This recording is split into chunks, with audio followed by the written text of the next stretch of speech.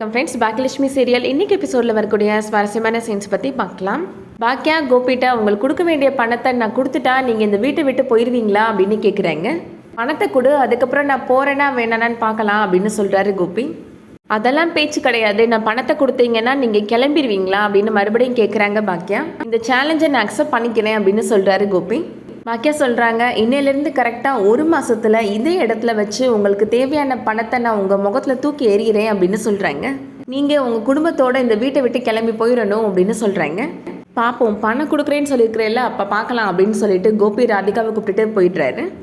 ஈஸ்வரி இப்போ ஃபீல் பண்ணி அழுதுட்டுருக்குறாங்க. நீங்கள் அழாதீங்கத்த, இன்னும் 1 மாதம்தான் இந்த வீடு நமக்கு சொந்தமாயிரும் அப்படின்னு சொல்கிறாங்க பாக்கியா. அதுக்கப்புறமா யாருமே நம்மளை இந்த வீட்டை விட்டு போங்கன்னு சொல்ல முடியாது, ஏன் இருக்கிறீங்கன்னு கேட்க முடியாதத்த, நமக்கு இந்த வீடு சொந்தமாயிரும் அப்படின்னு சொல்கிறாங்க பாக்கியா. பாக்கியா மாமனார் சொல்கிறாரு, பேங்க்கில் தான் என்னோட பென்ஷன் பணம் இருக்குது இல்லைம்மா, அதை எடுத்து கொடுத்துடலாம், மீதிக்கு என்னன்னு யோசிக்கலாம் அப்படின்னு சொல்கிறாரு. இது உங்கள் பணம் மாமா, அதெல்லாம் எடுக்க வேண்டாம், இன்னும் 1 மாதம் இருக்குதுல்ல, ஏதாவது ஒரு வழி கிடைக்குமாமா அப்படின்னு சொல்கிறாங்க பாக்கியா. ஜெனி சொல்கிறாங்க, நம்ம இந்த பணத்தை கொடுத்ததுக்கப்புறமும் இந்த வீட்டில் தான் இருக்கணுமா, இங்கே இருந்தால் இங்கே நடந்த சண்டே தான் நமக்கு ஞாபகத்துக்கு வரும் பாட்டி அப்படின்னு சொல்கிறாங்க. பாட்டி சொல்கிறாங்க, செல்லியன், இனியா, எழில் எல்லாருமே ஓடி விளையாண்டது இந்த இடத்துல தான், அவங்க எல்லாருக்கும் கல்யாணம் ஆனதும் இங்கே தான் அப்படின்னு சொல்கிறாங்க. பாக்கியா புதுசாக தொழில் தொடங்கினதும் இந்த வீட்டில் தான், இந்த மாதிரி நிறைய சந்தோஷங்கள் இந்த வீட்டில் நடந்திருக்கு அப்படின்னு சொல்கிறாங்க. எல்லாம் தானே நமக்கு ஞாபகத்துக்கு வரும் அப்படின்னு பாட்டி சொல்கிறாங்க. அவன் என்னடானா நோகாமல் நம்ம எல்லாரையும் வீட்டை விட்டு வெளியில் போகணும்னு சொல்லிட்டான் அப்படின்னு சொல்லி ஃபீல் பண்ணுறாங்க. நீங்கள் வருத்தப்படாதீங்கத்த, இந்த 18 லட்சம் ரூபாயை எப்படி கொடுக்கணும் அப்படின்னு நானும் யோசிச்சுட்டு தான் இருந்தேன், ஆனால் இப்படி ஒரே மாதத்தில் கொடுக்க வரும்னு நான் நினைக்கவே இல்லைத்த அப்படின்னு சொல்கிறாங்க பாக்கியா. கண்டிப்பாக நம்ம எப்படியாவது பணத்தை கொடுத்துருவோம் அத்தை, இந்த பிரச்சனையிலேருந்து வெளியில் வந்துடுவோம் அப்படின்னு சொல்கிறாங்க பாக்கியா. அடுத்ததாக ராதிகா இப்போ அவங்க அம்மாவுக்கு கால் பண்ணி நடந்த விஷயங்களை பற்றி சொல்கிறாங்க. ராதிகா சொல்கிறாங்க, இந்த வீட்டில் நடக்கிற பிரச்சனையெல்லாம் பார்க்குறப்ப நான் பேசாமல் மயுவையும் அவரையும் கூப்பிட்டுட்டு நம்ம வீட்டுக்கே வந்துடலான்னு தோணுதுமா அப்படின்னு சொல்கிறாங்க. ராதிகா அம்மா சொல்கிறாங்க, அது உன்னோட வீடுடி, நீ எதுக்காக உன்னோட உரிமையை விட்டு கொடுக்கணும் அப்படின்னு கேட்குறாங்க. அந்த பாக்கியாவாலெல்லாம் 18 லட்ச ரூபாயெல்லாம் கொடுக்க முடியாது, அதுக்கப்புறமா பாக்கியா வெளியில் போயிடுவா, அவள் வெளியில் போன உடனே அந்த குடும்பத்தில் இருக்க எல்லாருமே வெளியில் போயிடுவாங்க அப்படின்னு சொல்கிறாங்க. நீ மாப்பிள்ளை மயு 3 பேரும் அவங்க சந்தோஷமாக இருக்க தான் போகிறீங்க அப்படின்னு சொல்கிறாங்க.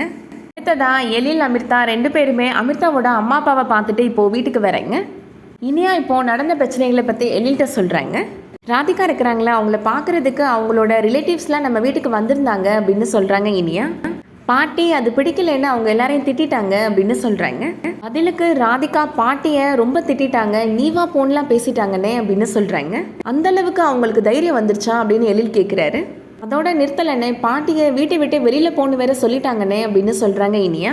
இதெல்லாம் நடக்கிறப்ப அந்த ஆள் இங்கே இருந்தாரா, ஏதாவது கேட்டாரா அப்படின்னு கேட்குறாரு எழில். கண்டிப்பாக அந்த ஆள் எதுவும் கேட்டிருக்க மாட்டார், நான் போய் அவரை கேட்குறேன் அப்படின்னு போகிறாரு எழில். பாக்கியா எழில்கிட்ட சொல்கிறாங்க, நீ போய் அவர்கிட்ட எதுவும் பேச வேண்டாம், பேச வேண்டியது எல்லாத்தையும் நானே பேசிட்டேன் அப்படின்னு சொல்கிறாங்க.